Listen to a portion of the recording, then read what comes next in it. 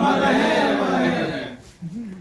श्री बाबू अमर रहे, अमर रहे, अमर रहे। श्री बाबू अमर रहे, अमर रहे, अमर रहे। श्री बाबू अमर रहे, अमर रहे, अमर रहे। बिहार के प्रथम मुख्यमंत्री अमर रहे, अमर रहे, अमर रहे। जयंती है, 135वीं जयंती है, क्या कहेंगे आप लोग?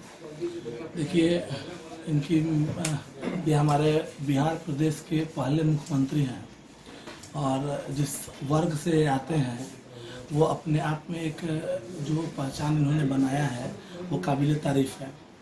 केवल अपने ही वर्ग को नहीं, ये इनसे लोगों को सीखने की आवश्यकता है कि इन्होंने केवल अपने ही वर्ग के लिए नहीं, इन्होंने सभी मजहब के लोगों के लिए काम किया है, चाहे वो दलित हो या दलितों के लिए भी उन्होंने ऐसे ऐसे काम किए हैं जो काबिल तारीफ है। एक इंसिडेंट आपको हम शेयर कर रहे हैं कि जब ये देवघर मंदिर में दलितों का प्रवेश वर्जित था तो उसमें प्रवेश कराने के लिए इन्होंने मतलब खुद लाठियाँ खाई थी और ये मतलब इतिहास में अंकित है कि उनका सर फूट गया लेकिन सभी लोगों को उन्होंने अंदर जाने दिया था, दर्शन करवाने दिया था। तो ये दर्शाता है कि कितने महान व्यक्ति थे। उस केवल 10 साल के मतलब अपने छोटे से करियर में जो मुख्यमंत्री समय रहे वो, उसमें इन्होंने ऐसे ऐसे काम किए जबकि उस समय कोई साधन नहीं था। कोई साधन नहीं होते हुए भी जो काम इन्होंने किया वो काबिल तारीफ था। कुछ भी आज आप देखते हैं बिहार में वो सब इन्हीं का देन है। चाहे वो सिंदरी में फर्टिलाइजर कंपनी की बात कर लें, आप खाद फैक्ट्री ले लें, स्टील फैक्ट्री की बात कर लें, चाहे आप जो भी जहाँ भी आपको दिखेगा, बरौनी रिफाइनरी ले लीजिए, वहीं बरौनी में आप जाइएगा तो बरौनी डेयरी ले लीजिए, पूसा जो एग्रीकल्चर कॉलेज है वो ले लीजिए। जितनी भी चीज़ें जो हम देखते हैं, जो विरासत हमको हमारे बिहार को मिला है वो पूरा का पूरा इन्हीं का देन है। तो इस दिन इनको नमन करके हम लोग ये शपथ खाने का प्रयास करें कि इनके जो धरोहर है उनको भी अगर हम लोग बचा के आगे बढ़ते हुए काम करें तो भविष्य में बिहार का विकास हो सकता है। जी, आपको धन्यवाद। श्री बाबू बिहार के सबसे पहले मुख्यमंत्री रहे और सबसे बड़ी चीज़ है कि श्री बाबू एक ऐसे नेता रहे जो कि अभी तक में अगर हम सब देखते हैं तो ऐसा नेता कोई नज़र नहीं आता। ये पहले एक वैसे नेता है जो कि कभी वोट मांगने के लिए मार्केट में नहीं जाते थे। इनसे जब लोग कहते थे कि इलेक्शन आ गया चलिए प्रचार करते हैं, तो ये कहते थे कि हम 5 साल काम किए हैं, जनता की सेवा किए हैं, जनता अगर चाहेगी तो हमको फिर दोबारा मौका देगी।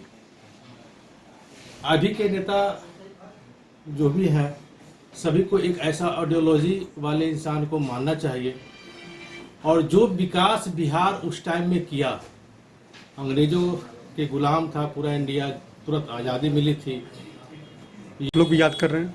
देखिए, श्री बाबू के बारे में क्या कहें, उनके बारे में कहने को तो 2-3 दिन लगातार कहा जा सकता है और नहीं तो सागर में गागर अगर भरना है तो आप कह सकते हैं कि उनके अंदर सुभाष चंद्र बोस का नेतृत्व, जवाहरलाल का विजन, सरदार पटेल का सांगठनिक क्षमता और भगत सिंह का त्याग, राष्ट्र के प्रति जो प्रेम होता है, उन सब को अगर समाहित कर दिया जाए तो एक श्री बाबू उसमें से निकल सकते हैं। श्री बाबू के अंदर वो ऊर्जा थी कि जिससे पूरा बिहार, आज जो आधुनिक बिहार का निर्माता हम जिसको कहते हैं, वो श्री बाबू ने जब कुर्सी संभाली थी तो उस समय पूरे देश में सबसे बेस्ट गवर्नेंस का खिताब इनको दिया जाता था। और जब तक ये रहे बिहार बेस्ट गवर्नेंस का स्टेट माना जाता था और संसाधन से जितना आजाभाव है वो लगभग उस समय भी था।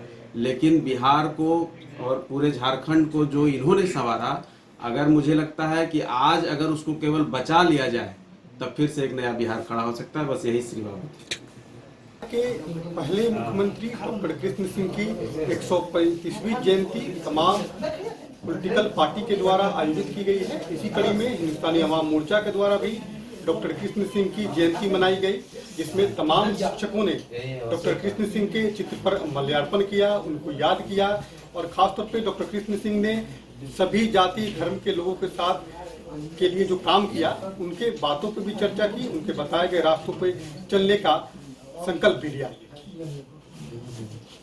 तो आपने देखा कि किस तरह हिंदुस्तानी अवाम मोर्चा के तमाम नेताओं ने डॉक्टर कृष्ण सिंह की जयंती पर उनके चित्र पर माल्यार्पण किया उनको याद किया और सभी जो शिक्षक प्रकोष्ठ के तमाम नेता, हिंदुस्तानी अवाम मोर्चा के तमाम नेताओं ने यह संकल्प भी लिया।